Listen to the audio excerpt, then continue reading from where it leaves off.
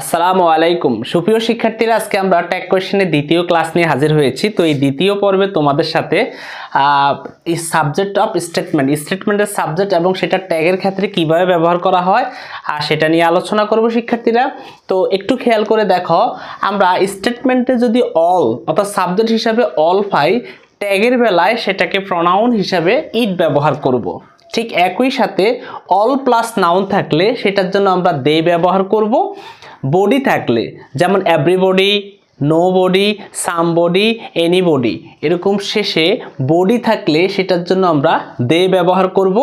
ঠিক একই সাথে one, everyone, someone, anyone, no one থাকলে সেটার জন্য আমরা দে ব্যবহার করব শিক্ষার্থীরা। ঠিক একই সাথে thing, everything, something, anything, nothing, সেই ক্ষেত্রে আমরা ইট ব্যবহার করব।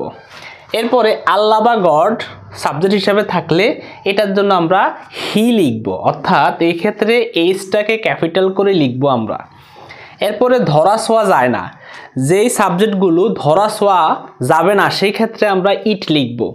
যেমন patriotism is a great virtue, এখানে সাবজেক্ট হিসাবে রয়েছে প্যাট্রিয়টিজম অর্থাৎ দেশাত্মবোধ বা দেশপ্রেম। এই দেশপ্রেম ধরা ছোঁয়া যায় না, ঠিক সেই ক্ষেত্রে এটাকে আমরা ধরবো ইট। আর এই বাক্যে অপারেটর আছে ইজ, এখানে কোনো নট নাই বা নেগেটিভ ওয়ার্ড নাই, সেই ক্ষেত্রে আমরা লিখব ইজন্ট ইট।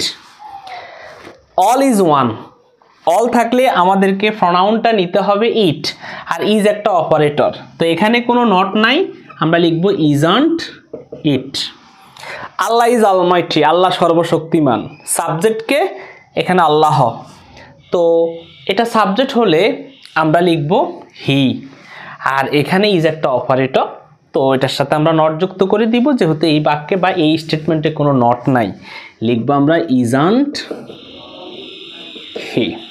তো আশা করি তোমরা এই বেসিক বিষয়গুলো জানছো, শিখছো, বুঝছো। সুপ্রিয় শিক্ষার্থীরা, এখন আমরা ইম্পারেটিভ সেন্টেন্স নিয়ে আলোচনা করব। তো ইম্পারেটিভ সেন্টেন্স ট্যাগ কোয়েশ্চেনে কিভাবে বসে, অর্থাৎ ইম্পারেটিভ যুক্ত সেন্টেন্সকে ট্যাগ কোয়েশ্চেন করার নিয়মটা কি সেটা নিয়ে এখন তোমাদেরকে দেখাচ্ছি। তো দেখো, তার আগে আমরা একটু জানি ইম্পারেটিভ সেন্টেন্স কাকে বলে। যেই সেন্টেন্স দ্বারা আদেশ, উপদেশ, অনুরোধ, প্রস্তাব ইত্যাদি বোঝায় সেটাকে ইম্পারেটিভ সেন্টেন্স বলে।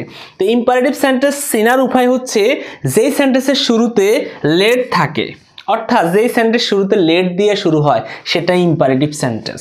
যেই সেন্টেন্স শুরুতে ভার্বের V1 অর্থাৎ ভার্বের 1 নাম্বার ফর্ম দিয়ে শুরু হয়, যেমন আমরা জানি ডু, ডিড, ডাজ, ডান, ভার্বের 1 নাম্বার ফর্ম, 2 নাম্বার ফর্ম, ভার্বের 3 নাম্বার ফর্ম, যেটা এরকম ভার্বের 1 নাম্বার ফর্ম দিয়ে শুরু হয় যেই সেন্টেন্সটা, সেটা ইম্পারেটিভ সেন্টেন্স। ওকে, অলওয়েজ দিয়ে শুরু হলো সেটা ইম্পারেটিভ সেন্টেন্স, নেইবার দিয়ে শুরু হলো imperative sentence, don't, be, please, kindly, let's বা লেটাস, এই শব্দগুলো দিয়ে যদি কোনো বাক্য শুরু হয় বা সেন্টেন্স শুরু হয়, সেই সেন্টেন্সটাকে বলা হয় ইম্পারেটিভ সেন্টেন্স। তো শিক্ষার্থীরা দেখো, ইম্পারেটিভ সেন্টেন্সের মধ্যে লেটস বা লেটাস এইটা ছাড়া, লেটস বা লেটাস দিয়ে যদি কোনো বাক্য শুরু হয়, শুরু হলে সেটা ট্যাগের আনসার হবে শেল উই। শুধু কি হবে?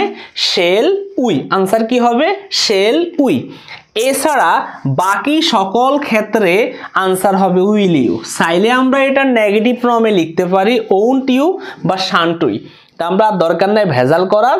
লেটস বা লেটাস থাকলে হবে শ্যাল উই, আর বাকি সকল ক্ষেত্রে হবে উইল ইউ। শিক্ষার্থীরা,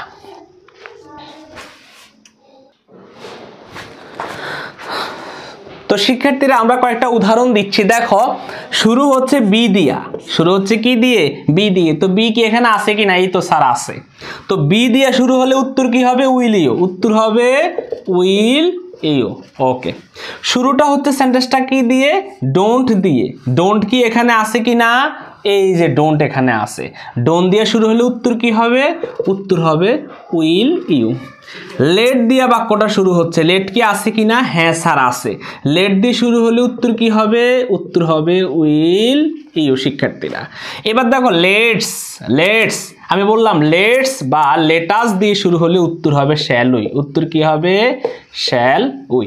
আশা করি শিক্ষার্থীরা আজকে ইম্পারেটিভ সেন্টেন্স নিয়ে তোমাদের আর কারো কোনো সমস্যা থাকবে না। এ পর্যায়ে আমরা আরো কিছু উদাহরণ দিচ্ছি। দেখো, হ্যাভ, হ্যাভটা কি ভার্বের 1 নাম্বার ফর্ম, তো ভার্বের 1 নাম্বার ফর্ম দিয়ে শুরু হচ্ছে অর্থাৎ বেস ফর্ম দিয়ে শুরু হচ্ছে, উত্তর কি হবে? উত্তর হবে উইল ইউ। এরপরে শিক্ষার্থীরা অলওয়েজ দিয়ে শুরু হচ্ছে, always speak the truth, always দিয়ে শুরু হলে উত্তর কি হবে? আনসার হবে উইল ইউ। এরপরে দেখো শার্ট ডাউন, শার্ট ভার্বের 1 নাম্বার ফর্ম দিয়ে শুরু হচ্ছে, এটা 3টা ফর্মই কিন্তু সেম, শার্ট শার্ট শার্ট। ওকে, যেহেতু শুরুতে পড়ছে তার মানে ভার্বের 1 নাম্বার ফর্মেই পড়ছে, তাহলে শার্ট ডাউন হবে আনসার উইল ইউ। শিক্ষার্থীরা এবার দেখো লেটস, লেটস বা লেটাস দিয়ে শুরু হলে আনসার হয় শ্যাল উই। শিক্ষার্থীরা এই পর্যন্ত আজকে আমাদের আলোচনার বিষয়। ইনশাল্লাহ আশা করি তোমরা আজকের ক্লাসটি করে মোটামুটিভাবে ট্যাগ কোয়েশ্চেনের দ্বিতীয় পর্বের যেই টপিকগুলো বা বিষয়গুলো সেগুলো সম্পর্কে ধারণা পেয়েছো। আর আমাদের বেস, প্রাইভেট বেস খুব শীঘ্রই শুরু হচ্ছে, কষ্ট করে এই নাম্বারে যোগাযোগ করে ভর্তি কনফার্ম করবে। অবশ্যই সবাই ভালো থাকো, সুস্থ থাকো। আসসালামু আলাইকুম, আল্লাহ হাফেজ।